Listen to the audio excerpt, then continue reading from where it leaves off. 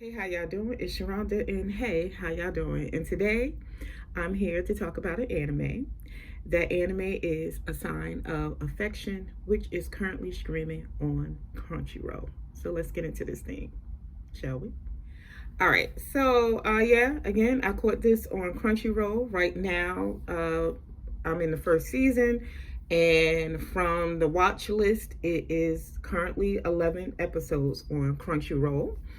This is a romance anime that focuses on college age students. I do have another anime because I be trying to like find like the animes, the romance animes with like, older folks, not too much older because a lot of the romance animes, they're either like, high school, a whole lot of high school romance animes, which I'm just like, they're cute, but I'm just like, I don't know if I'm going to recap those, but I did find some really cute ones, and but I saw this one and I just liked it. It was really, I watched like the first 3 episodes and I was like, I like this. It's very, very cute.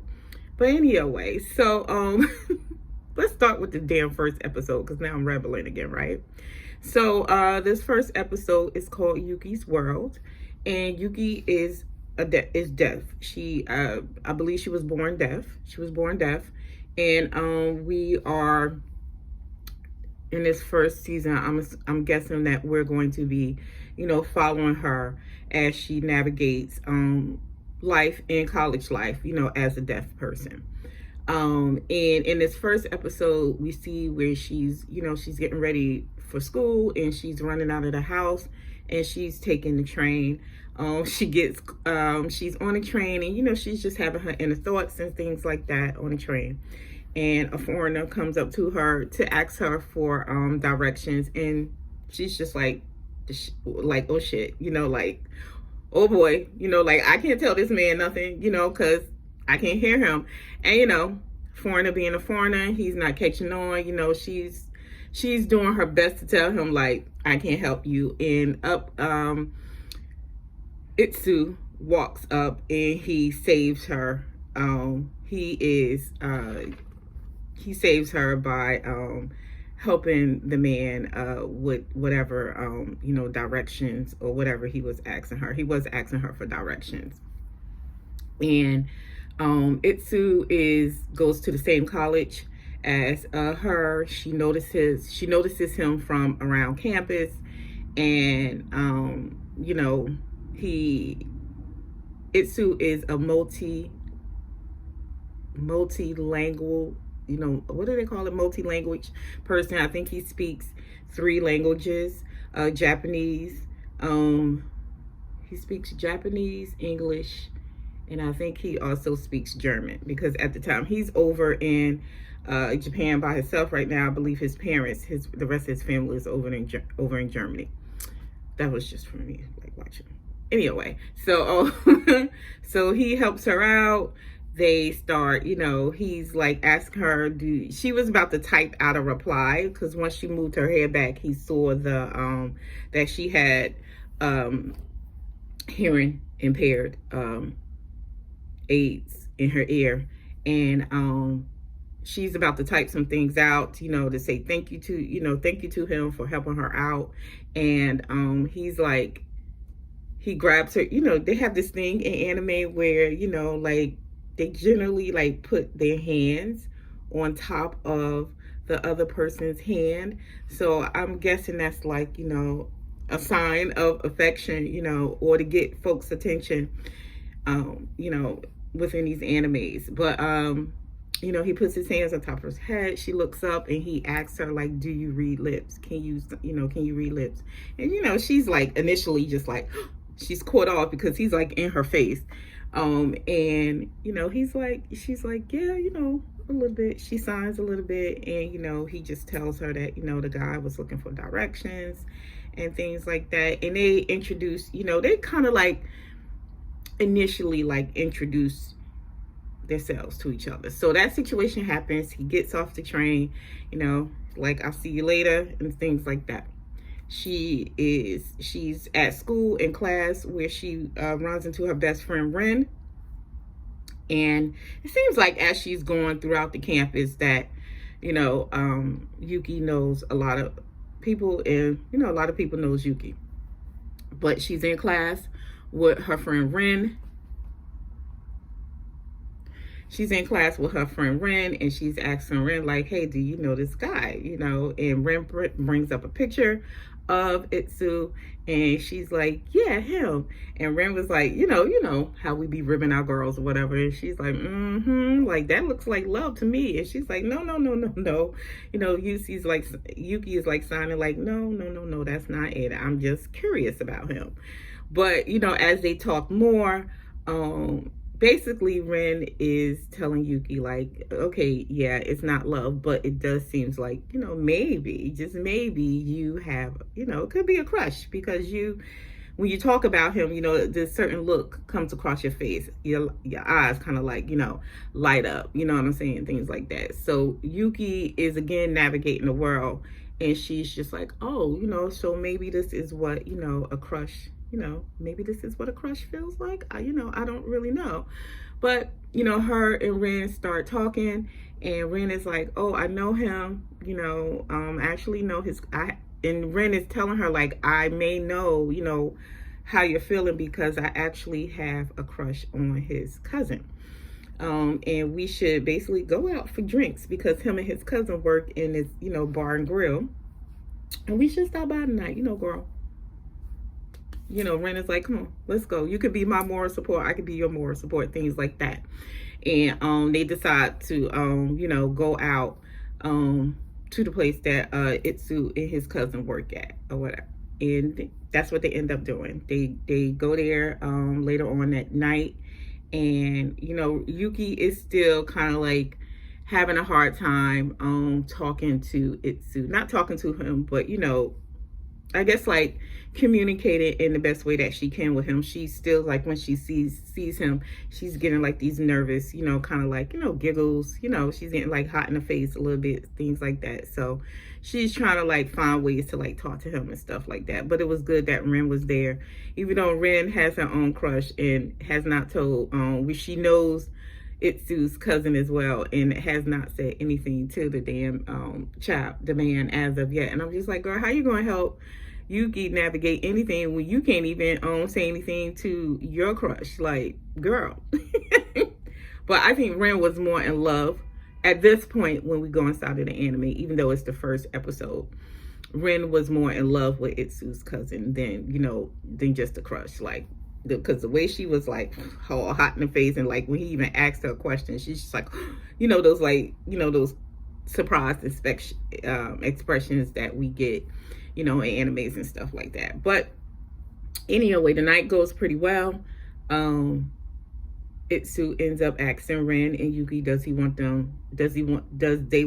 want him to walk them, home, because he's about to leave, and so they agree. And Ren is like, I don't live too far away from here. Like, yo, thanks a lot. I don't live too far from here, but if you can, walk Yuki the rest of the way, that'd be great. So, they do that. They're walking, and again, we get a lot of Yuki's inner thoughts inside of this episode. We get like maybe like a smidgen towards the end when they're walking home of Itsu's thoughts or whatever.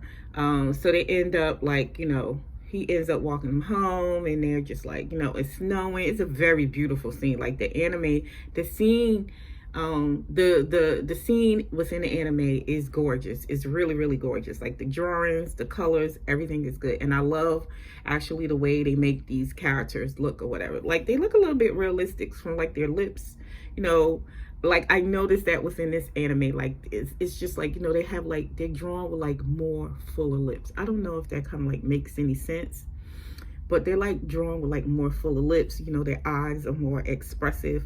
Like, I like it. So I think that's what drew me in initially, because I was like, these drawings are really well done. Well, the anime itself is really well done. But, they're walking home, and she's having like all these inner thoughts, and, they're talking. They stop and they sign a little bit because she doesn't hear, because she's so much inside of her thoughts. She doesn't hear. Of course, she can't hear Sharonda, but a motorcycle is coming up, and Itsu kind of like pulls her into him, and she's just like, oh, and then she gets this other feeling, like when they're touched, like body to body a little bit. So they continue walking. They actually end up exchanging numbers because it's easier for her sometimes to actually, text to someone and show them, text out to a person, what she's trying to convey and, talk about and things of that nature. So, but it is a really so far so good. I like the anime. I love like I said, the anime itself is really, really beautiful. Like the city parts, like everything is just really, really just like well done and well drawn. I generally listen to my animes in the language that it's in, whether it's Japanese or Chinese or whatever. But for whatever reason, I need a new Fire Stick.